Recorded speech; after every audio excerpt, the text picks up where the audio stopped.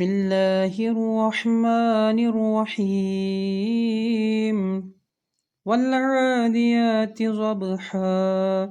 فالموريات قدحا فالمغيرات صبحا فأثرن به نقعا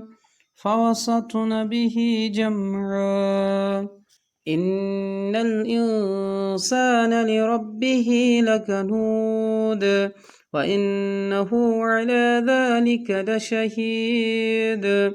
وإنه لحب الخير لشديد أفلا يعلم إذا بؤثر ما في القبور وحصل ما في الصدور إن ربهم بهم يومئذ لخبير